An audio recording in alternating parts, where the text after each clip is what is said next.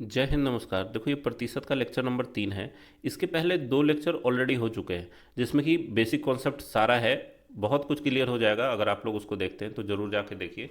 End screen पर भी add कर देंगे हम प्लेलिस्ट उसका जो है। अब देखो, इस वीडियो में हम लोग क्या क्या देखने जा रहे हैं। शुरू में 3-4 क्वेश्चन तो प्रीवियस ईयर क्वेश्चन होंगे, ठीक है, जो कि पूछे जा चुके हैं ऑलरेडी। और थोड़ा सा कैलकुलेशन कैसे आसानी से करना है, ये चीज़ हम लोग सीखेंगे।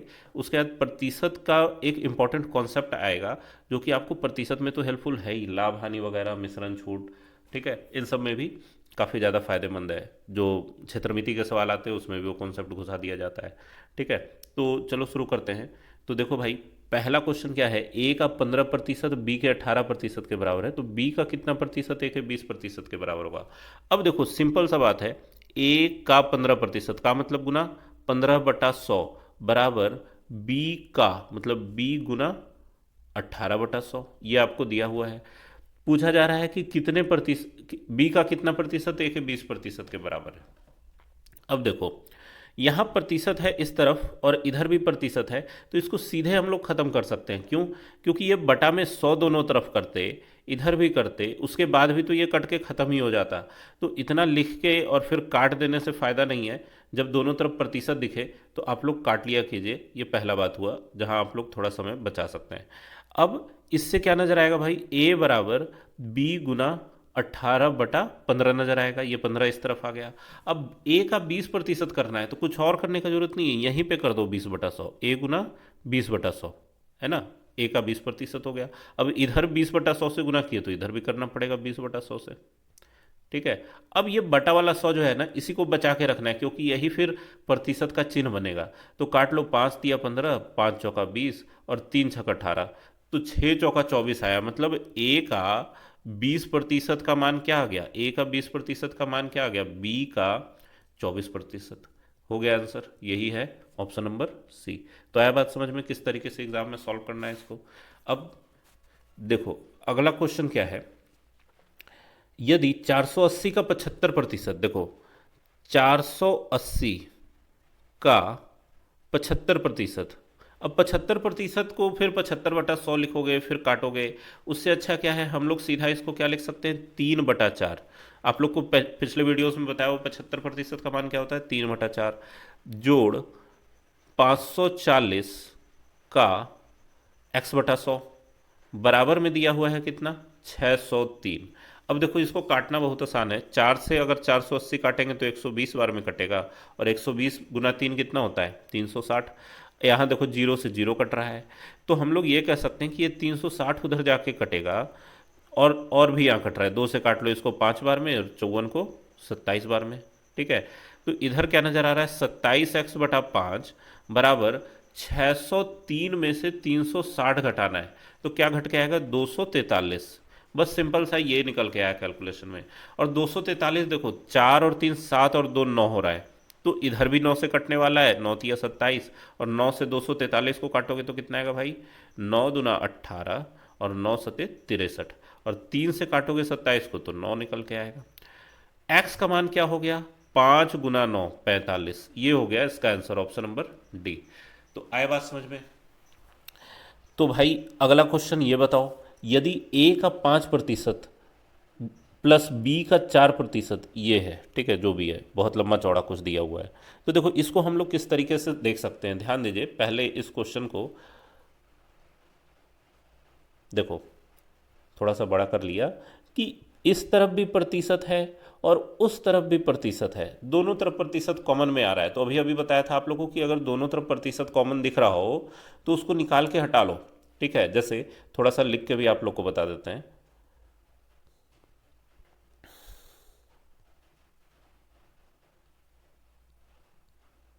ठीक है।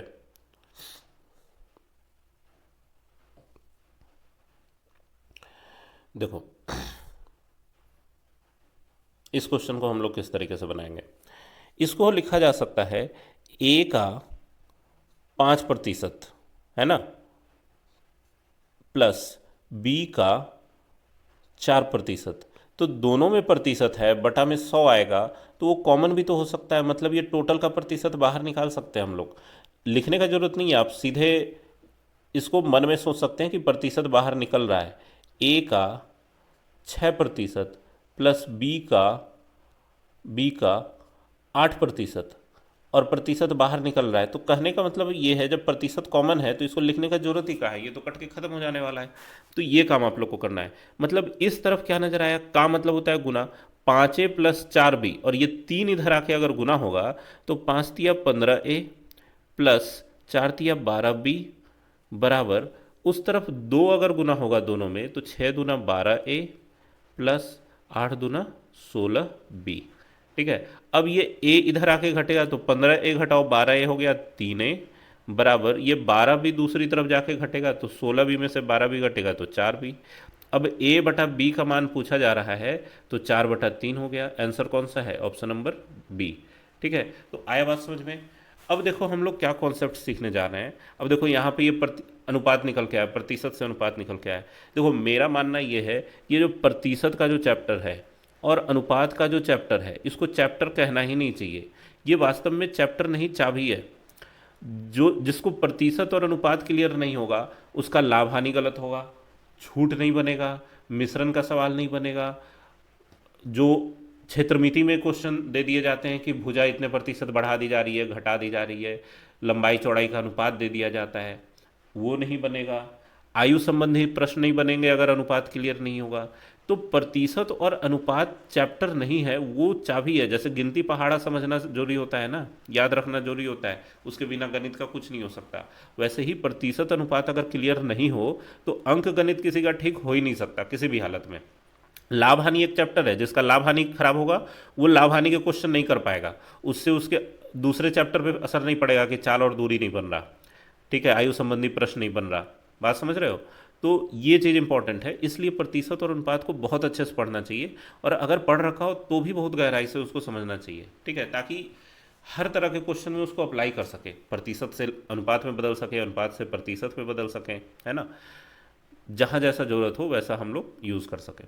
अब देखो कॉन्सेप्ट क्या है, जैसे अगर कोई एक क्वांटिटी ए है, ठीक है, ए को अगर कोई x% बढ़ा रहे हैं, ए को x% बढ़ाया तो क्या हो जाएगा भाई, ए का ए गुना 100 प्लस x बटा 100 हो जाएगा।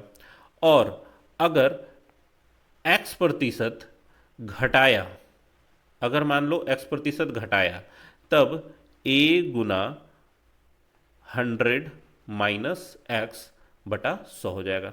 ठीक है, तो ये बहुत आसान है लेकिन बहुत इंपॉर्टेंट है, और हर तरह के क्वेश्चन में इस्तेमाल होगा। अगर आप इस चीज़ को कर पाते हैं डायरेक्ट तो आपको काफ़ी ज़्यादा फायदा होने वाला है आगे के क्वेश्चंस में। ठीक है, और इस चीज़ को हम लोग इसलिए भी सीख रहे हैं ताकि आगे जब हम लोग लाभ हानि वगैरह पढ़ें तो वहाँ पे हम लोग फ़ायदा उठा सकें। ठीक है, देखो अब जैसे उस संख्या को ज्ञात कीजिए जो 240 से 30% अधिक है। तो जनरली लोग क्या करते हैं कि 240 का 30% निकालेंगे, है ना। 2 जीरो से 2 जीरो काट दिया, 24 दिया 72, और उसके बाद फिर 240 में ये 72 ऐड करेंगे तो 7 4 11, 2 3, 312 आंसर बोलेंगे। लेकिन भाई कंपटीशन में आप इतना नहीं कर सकते, ये स्कूल वाला मेथड था। ठीक है, कि प्रतिशत निकाले फिर उसके बाद उसको जोड़े तब बताया कि 30% अधिक जो है वो इतना हो रहा है। आपको करना ये है कि 240 का 30% अधिक मतलब कितना, 100 प्लस 30। 100 प्लस 30 लिखना भी नहीं है, सीधे 130% करना है। ठीक है, तो जहां आप 30% अधिक देखेंगे वहां समझना है कि 130% करना है। आया बात समझ में, ये हो गया, 2 जीरो 2 जीरो कट गया। अब 24 गुना 13 करना है, तो भाई अब लिख के और एक एक अंक करके गुना करने का जरूरत नहीं है। 13 का पहाड़ा आता है ना, 13 का पहाड़ा पढ़ो सीधे, 13 चौका 52 का 2, बाकी का 5, 13 दूना 26 और 5 31, ये हो गया आंसर 312। आया बात समझ में, ऑप्शन नंबर ए इसका उत्तर हुआ। अब देखो अगला क्वेश्चन क्या है, किसी संख्या को 45% बढ़ाने पर वो 725 हो जाती है, तो संख्या ज्ञात कीजिए। ठीक है, 45% बढ़ाने पर 725 हो जाती है, तो संख्या ज्ञात कीजिए। अब देखो जैसे संख्या कुछ भी रहा होगा, संख्या कुछ भी रहा होगा, उसको 45% बढ़ाए मतलब 145/100 कर दिए तो कितना आ रहा है, 725। ठीक है, तो संख्या पूछा जा रहा है। अब देखो इसको देख के अब छोटे छोटे अंक से अगर काटोगे, पहले तो लोग क्या करेंगे कि 725 गुना 100 करेंगे, फिर 145 लिखेंगे, फिर 5 से काटना शुरू करेंगे। अरे भाई 5 से क्यों काटना है? देखो यहाँ पर 14 पचे 70 नज़र आ रहा है और 5 पचे 25 भी दिख रहा है, तो ये तो सीधे इसका 5 गुना नज़र आ रहा है। हम लोग इसको 5 बार में क्यों नहीं काट लें? आया बात समझ में? 145 से अगर 725 काटोगे तो 5 आएगा और x का मान कितना आ जाएगा? 500। आंसर हो गया ऑप्शन नंबर ए। इसी क्वेश्चन में अगर मान लो कि बिना x के बनाने का मन हो, आप ये भी कह सकते हैं कि सर और कोई तरीका है। तो देखो संख्या कुछ भी था, ठीक है, पहले जो भी था, कोई भी चीज़ अपने आप में 100% होता है, ये आप लोग को बताया हुआ है पिछले वीडियोज़ में मैंने। इस संख्या को 45% बढ़ा दिया गया तो कितना हो जाएगा? 145%। इसका मतलब ये है कि 145% का मान आपको 725 दिया हुआ है, और अगर संख्या पूछा जा रहा है तो 100% का मान निकालना है। तो 145% 725 है, तो 1% का मान हो जाएगा 5, 1% का मान हो जाएगा 5, और 100% का मान कितना हो जाएगा? 500। आंसर हो गया ऑप्शन नंबर ए। आया बात समझ में? तो ये भी तरीका आप अपना सकते हैं, बहुत आसान है। ये क्वेश्चन देखो, एक कर्मचारी के वेतन में 30% वृद्धि की गई जिससे उसका वेतन 910 हो गया। बढ़ोतरी होने के पहले उसका वेतन क्या था? अब देखो कर्मचारी के वेतन में 30% वृद्धि कर दी गई, तो इसको हम लोग दूसरे वाले मेथड से सॉल्व करते हैं, है ना। मैथ में देखो जितना कॉन्सेप्ट क्लियर होगा उतनी तरीके से आप सॉल्व कर पाएंगे, तो इसलिए हर तरह का मेथड सीखना चाहिए। रट्टू वाला जो तरीका होता है कि ट्रिक रट लिए, उससे एक तरह का क्वेश्चन ही बस बनता है, ठीक है। तो इसलिए रटने पे जोड़ नहीं देना है, मैथ का कॉन्सेप्ट समझिए, ट्रिक तो अपने आप बन जाएंगे। अभी ये जो पीछे 2 मेथड आप लोग को बताया, उससे आप खुद ब खुद ट्रिक बना सकते हैं। लेकिन अगर कोई इतना रट ले कि नहीं 725 ऊपर रखना है और गुना 100 करना है और 145 नीचे रखना है, इससे सॉल्व करके आंसर आ जाएगा, तो आ तो जाएगा। लेकिन ये आया कैसे पता ही नहीं है, तो हर क्वेश्चन में यही करने का मन करेगा और थोड़ा सा ट्विस्ट हुआ तो क्वेश्चन गलत हो जाएगा। तो कॉन्सेप्ट समझिए कि होता क्यों है, ठीक है। ट्रिक के पीछे भागना सही नहीं है। देखो एक कर्मचारी के वेतन में 30% वृद्धि हो गई, तो पहले 100% रहा होगा, अब 130% हो गया, जिससे उसका वेतन कितना हो गया भाई? 910। तो बढ़ोतरी के पहले वेतन कितना था? तो 130% का मान दिया हुआ है 910। जीरो से जीरो उड़ा सकते हो, और 13 सतह 91 ये नज़र आ रहा है। तो 1% का मान कितना है? 7। तो 100% का मान क्या हो जाएगा भाई?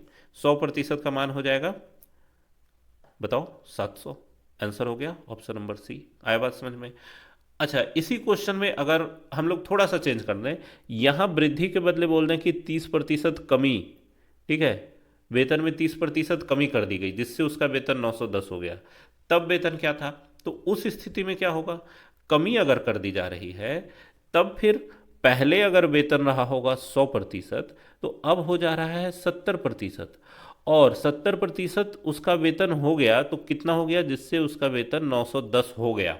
मतलब जो घटने के बाद आया वो उसका वेतन हो गया, मतलब 70% का मान हो गया 910, और जीरो से जीरो कट गया, 7 से 91 13 बार में कटेगा। तो 1% का मान है 13, तो 100% का मान हो जाएगा 1300। ये भी ऑप्शन में है, ऑप्शन नंबर ए में, ठीक है। तो इसीलिए दोनों ऑप्शन दिया हुआ है कि अगर कोई लड़का गलती से कॉन्सेप्ट गलत समझ लेता है, वृद्धि के बदले कमी लगा देता है, तो भी उसका आंसर लड़ जाना चाहिए, है ना, और एक नंबर उसका कट जाना चाहिए। तो आए बात समझ में? थोड़ा सा अलर्ट नहीं रहेंगे तो नंबर आने के बदले नंबर कट जाएगा। देखो रवि का वेतन मोहन के वेतन से 20% अधिक है। यदि मोहन का वेतन 1600 है तो रवि का वेतन कितना होगा? अब देखो रवि है और मोहन है, रवि का वेतन मोहन से 20% अधिक है, तो भाई मोहन अगर 100% रहा होगा तो रवि 120% रहा होगा, सिंपल सा बात है। अब मोहन का वेतन 1600 है, मोहन भाई 1600 है, तो रवि कितना होगा? रवि जरूर 120 गुना 16 हो जाना चाहिए, क्योंकि यहाँ 16 का 100 का 16 गुना हो गया, तो 120 का भी 16 गुना हो जाएगा। अब 16 से इसको गुना कर सकते हो, जीरो, 16 दूना 32 का 2, बाकी 3, 16 एकम 16, 17 18 19, 1920 इसका आंसर हो गया ऑप्शन नंबर बी। आया बात समझ में? तो देखो पीछे से जो हम लोग कॉन्सेप्ट क्लियर करते चले आ रहे हैं, उससे कैलकुलेशन किस तरीके से घटता चला जा रहा है। अब हम लोग वो भी नहीं लिखेंगे जो पिछले क्वेश्चन में लिखा, इतना जो लिख रहे हैं हम लोग ये भी नहीं करेंगे, सीधा हम लोग देख रहे हैं कि 100% का मान है 1600, तो 120% का मान क्या हो जाएगा, 120 गुना 16, और इसको गुना करके क्या आंसर आएगा उसी को उत्तर करेंगे। थोड़ा सा और आप अलर्ट होने के लिए सीख जाएंगे, थोड़ा सा और आपका कॉन्सेप्ट क्लियर होगा, तो आप सीधे 20% अधिक देख के बोलेंगे ना कि भाई 120 में हम लोग को इस 16 से गुना करना होगा। अब हम कह दें कि नहीं, इसका ट्रिक है ये, 120 में 16 से गुना कर दो आंसर आ जाएगा, आप खुश भी हो जाएंगे, बहुत सारे लाइक्स कि वाह क्या तरीका बताया है, लेकिन हुआ क्यों पता ही नहीं है, फिर अगला क्वेश्चन में फंस जाएंगे कि करना क्या था। ठीक है, तो हमेशा मैथ को सीखने की कोशिश कीजिए, मैथ समझने की चीज़ है, उसको लोग रटने वाला आइटम बना के रख दिए हैं, बहुत गलत है। ठीक है, इससे आपका आपका कॉन्सेप्ट खराब हो रहा है, सीधी सी बात है, इसलिए उन सब चीज़ों से बचिए, मैथ को समझिए। वीर अपने मासिक आय का 15% किराया और शेष का 60% गृह कार्य में खर्च करता है, वह 2210 रुपये बचाता है, तो उसकी मासिक आय क्या होगी। देखो बहुत अच्छा क्वेश्चन है, इस तरह के क्वेश्चंस आते रहते हैं, और भी इसमें एक दो चीज़ ऐड करके और बड़ा कर देता है इसको। ठीक है, तो तरीका क्या है इसको बनाने का, मासिक आय देखो मान लो अगर 100% रहा होगा, इसका 15% किस में लगा दिया, किराया में, तो बचा कितना भाई 85%, है ना। और इस शेष का हम लोग घटा इसलिए रहे हैं क्योंकि यहाँ शब्द शेष आया, ध्यान देना, शेष का 60% गृह कार्य में लगा, मतलब अब इस मासिक आय से मतलब नहीं है, ये जो बचा ना 85%, इसका 60% गृह कार्य में खर्च करता है। तो भाई इस 85% में से भी 60% और वो खर्च करता है किस में, गृह कार्य में से, तो 2210 रुपये बचाता है। तो अब देखो यहाँ पे गलती कहाँ होती है, ध्यान से समझना, लड़कों को ये पता है कि 60% गृह कार्य पर खर्च हुआ, तो हम लोग को यहाँ बचत करना होगा, तो बचत कैसे करेंगे, तो बचत करने के लिए इस 85 में से 60 को घटा देते हैं और 25% लिख देते हैं, यही बेड़ा गर्क हो जाता है, ये नहीं करना है। ठीक है, करना क्या है, देखो 85% तो एक क्वांटिटी हो गया, इस 85% में से भी 60% वो खर्च कर रहा है गृह कार्य में, तो 60% अगर खर्च हो रहा है किसी चीज़ का, तो 40% बचत होगी। कोई भी चीज़ में अगर आप 60% खर्च कर रहे हैं तो बचत 40% होगा। ये अलग बात है कि टोटल क्वांटिटी जो था वो ये 85 रुपये था या 85% था, इसका 40% बचत होगा, और इसका मान हो गया 2210 रुपये। आए बात समझ में, तो मासिक आय मतलब 100% का मान पूछा जा रहा है यहाँ से, तो भाई अब निकाल लो, बहुत आसान है, 85% और 40% को सॉल्व करना है इसके साथ। देखो लिख लेते हैं एक लाइन, 85/100, ताकि आप लोगों को काटने में आसानी हो जाए, 40/100 बराबर 2210। ठीक है, 2210, हम लोग को 100% का मान निकालना है। ठीक है, तो 100 तो नीचे का बचा के रखेंगे, वो प्रतिशत का चिन्ह बनेगा और 100 हम लोग यहाँ भी ऊपर गुना कर सकते हैं क्योंकि 100% का मान निकालना है, तो यहाँ भी 100 हो जाएगा। आया बात समझ में। अब 100/100 को बचा के बाकी सब काट लो, 20 दूना 40, 20 पचे 100, 5 से 85 कट गया 17 बार में, और 17 से 221 कटता है कितनी बार में, 17 एकम 17। ठीक है, 17 तिया 51, 130, 2 से इसको काट सकते हैं हम लोग 65 बार में, 65 गुना 100 क्या हो गया 6500, आंसर हो गया ऑप्शन नंबर ए। आए बात समझ में, ये इसका आंसर है। देखो इसमें अगर कुछ और तरीके से करना चाहें, देखो बहुत आसान है, अगर मान लो कि ये मेथड समझने में थोड़ा सा दिक्कत हुआ हो, क्योंकि मुझे ऐसा लगा कि कैलकुलेशन समझने में दिक्कत हो सकती है आप लोग को, इसलिए एक बार फिर से आप लोग को बता रहे हैं। देखो जैसे कोई भी चीज़ रहा है, कुछ भी, उसका 85% पहले बचा, कब, किराया में खर्च करने के बाद, 15% किराया दे दिया तो 85% बचा। अब 60% जो है गृह कार्य में खर्च हुआ, तो बचेगा कितना 40%, 40/100 बराबर इसका मान दिया हुआ है 2210। ठीक है, इसमें कोई 100 लिखने का जरूरत नहीं है। अब इसको सिंपल सा काट लो, इस x का मान निकल जाएगा, तो भाई 20 दूना 40, 20 पचे 100, काट कुट उतना ही होगा, 5 से 85 17 बार में कटेगा, 17 से 221 काटना है तो 130 बार में कटेगा, 2 से फिर 130 65 बार में कटेगा, तो x का मान कितना होगा 6500, आंसर आ गया ऑप्शन नंबर ए। आया बात समझ में, तो ये हुआ इसका तरीका। अब देखो एक चुनाव में एक उम्मीदवार 75% वैध मतों से विजयी हुआ, 5,60,000 मतों में से 15% मत अवैध थे। विजयी उम्मीदवार को मिले वैध वोटों की संख्या कितनी है? तो पहली बात तो ये कि ये अवैध मत वाला क्वेश्चन तो अब खत्म हो जाना चाहिए, क्योंकि ये उस समय में हुआ करता था जिस जमाने में ये पर्ची पर ठप्पा लगाया जाता था। इसमें इस तरीके से बने होते थे, हर एक पार्टी का नाम चुनाव चिन्ह बना होता था, ABC, है ना, और चुनाव का मुहर होता था इस तरीके से सिंबल वाला, और इससे लोग ठप्पा लगाते थे। अब उसी में कोई आदमी ऐसा ठप्पा लगा दिया जो बीच में पड़ गया, पता ही नहीं चल रहा है कि किस पे है, यहाँ पड़ गया, दो दो पे आ गए, ठीक है, या कोई ज़्यादा तेज बना, वो सभी पे ठप्पा लगा के चल आया कि मेरा वोट सभी को, ठीक है, तब वो सब वोट रद्द हो जाता था। ठीक है, अब तो सब EVM मशीन में होता है, तो वोट रद्द होने का केस बहुत कम है ना। वैसा ज़रूरत ही नहीं है, आप एक ही बटन दबा सकते हैं एक बार में, ऐसा नहीं कि 4 बटन दबा के चलाए तो 4 को पड़ जाएगा, ये तो होगा नहीं। और एक ही बटन दो दो बार भी दबा देंगे तो भी कुछ नहीं होगा, क्योंकि एक बार में एक ही बटन दबता है, और जब दूसरा बैलेट मशीन से दोबारा प्रेस किया जाता है पोलिंग ऑफिसर के द्वारा, तब आप दूसरा बटन दबा सकते हैं। मतलब नेक्स्ट आदमी जो आएगा वही दूसरा बटन दबा सकता है, उसके हर एक बटन दबने के बाद ये डिस्कनेक्ट हो जाता है। ठीक है, तो इसका सिस्टम अब काफ़ी मतलब बदल चुका है और काफ़ी ज़्यादा जेन्युइन है। देखो, एक चुनाव में 75% वैध मतों से विजयी हुआ, तो भाई मत कितने थे? 100% रहे होंगे, उसमें 75% इसको मिले। 5,60,000 मत में से 15% अवैध थे।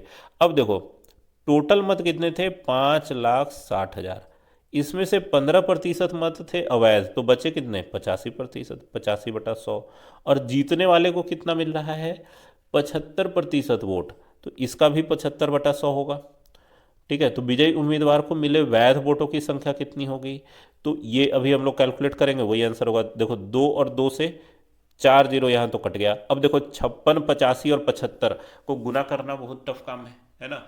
यहीं पे मामला फंस गया एग्जाम में कि भाई अगर गुना करेंगे तो समय बर्बाद होगा, और अगर नहीं गुना करेंगे तो एक नंबर छूट जाएगा। ठीक है, तब क्या करें? देखो, थोड़ा सा हम लोग कॉन्सेप्ट समझ सकते हैं। 56 को क्या लिख सकते हैं भाई? लिख क्या सकते हैं, बस सोचना है कि ये 7 8 56 होता है। 85 को देख के मन में आता है कि भाई ये 17 5 85 होता है ना। 75 क्या होता है? 25 गुना 3 होता है 75। तो ये तो देखते के साथ समझ में आता है। कहने का मतलब ये है कि इनके गुना होने पर जो भी आंसर आएगा उसमें इन सभी से भाग लगना चाहिए, कटना चाहिए। तो सबसे भाग लगा के भी देखने का जरूरत नहीं है, विभाज्यता का नियम आप लोग को पढ़ा रखा है मैंने। तो उसमें क्या है कि भाई अगर 8 से कोई संख्या कटती है तो उसके पीछे 3 जीरो होना चाहिए, है ना। पीछे 3 जीरो है तो वो 8 से कटेगा ही कटेगा, तो चारों में है, चारों 8 से कटेंगे। पीछे 2 जीरो है तो 25 से भी कटेगा। ठीक है, 3 से विभाज्यता का नियम क्या है? अंकों का योग 3 से कटना चाहिए। तो भाई यहाँ ऑप्शन नंबर ए में 5 और 3 नजर आ रहा है, 8 नहीं कटेगा, खत्म हो गया। 8 और 2 10 यहाँ नजर आ रहा है, ये भी नहीं कटेगा 3 से। 7 5 12 और 2 14 नजर आ रहा है, ये भी 3 से नहीं कटेगा। बचा कौन? 5 3 8 और 7 15, यहाँ जोड़ के 15 आ रहा है, ये 3 से कटेगा, यही इसका आंसर होगा। आप गुना करके चेक कर सकते हैं कि यही आंसर आने वाला है। अब आप बोलेंगे कि सर दो दो ऑप्शन में अगर 3 से कटने वाला दिख जाता तब क्या करते? तो भाई तब फिर 7 से चेक कर लेते या 17 से चेक कर लेते। एक ही भाग लगाने का जरूरत पड़ता, सिंपल सा, इतना गुना करने का जरूरत तो नहीं पड़ता। तो थोड़ा सा जो नंबर सिस्टम पढ़ रखा है ना, कैलकुलेशन के तरीके, जो एक सरलीकरण का पूरा सीरीज है इस चैनल पर, ठीक है, उसमें काफ़ी सारे मेथड्स बताए हुए हैं कि कैसे हम लोग कैलकुलेशन को फास्ट कर सकते हैं। तो उसको जाके देखिए, काफ़ी ज़्यादा फायदा होगा। तो मिलते हैं नेक्स्ट वीडियो में प्रतिशत का और कुछ कॉन्सेप्ट के साथ।